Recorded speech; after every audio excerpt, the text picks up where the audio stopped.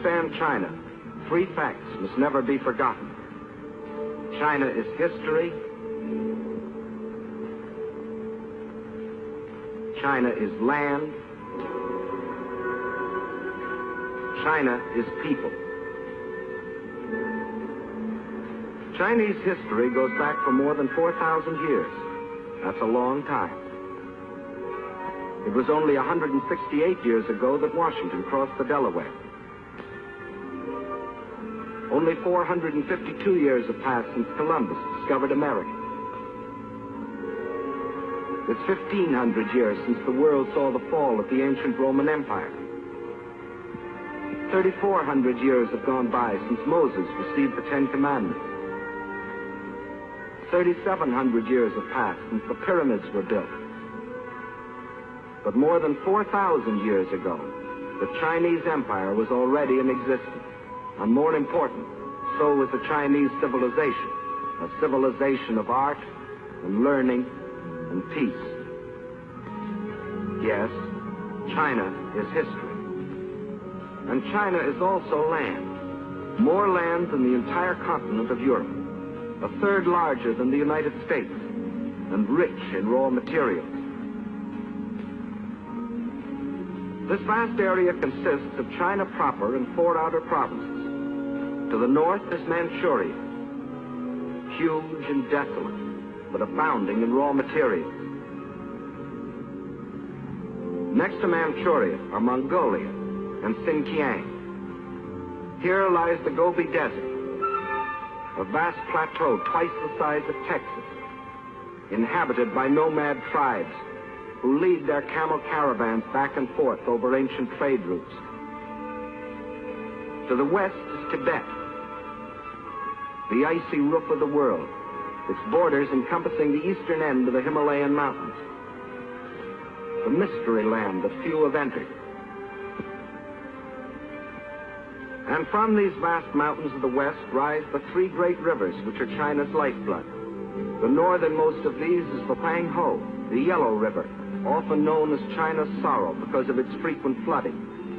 Far to the south flows the Sikiang, the Pearl River, which enters the sea past the great ports of Canton and Hong Kong.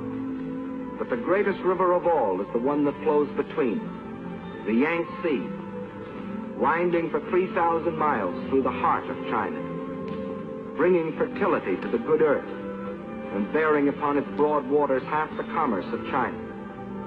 Yes, China is land, next to Russia, the largest country in the world. But most important, China is people, 450 million of them.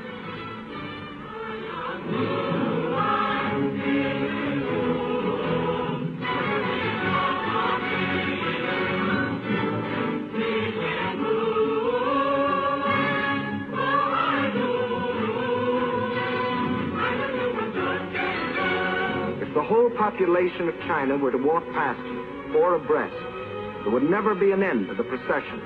For new Chinese would be born and would grow up before the last man could pass by. Of every 5 persons on the face of the earth, 1 is a Chinese. And since 1/5 of all the human beings in the world are Chinese, we should know what sort of people they are. Well, in all their 4,000 years of continuous history, they have never waged a war of conquest. They're that sort of people. They developed the art of printing from movable type. They invented the mariner's compass, without which no ocean could be crossed. They were among the first astronomers, and their observations of the stars and planets made possible the accurate measuring and recording of time. They are that sort of people. And why do we call our dishes China? Because the Chinese invented the art of making porcelain. And as we all know, they invented gunpowder, not as a weapon of war, but to celebrate their holidays and religious festivals.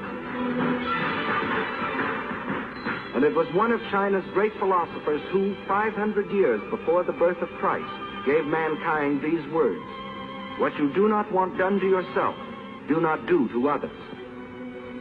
They are that sort of people, enriching the world in which we live.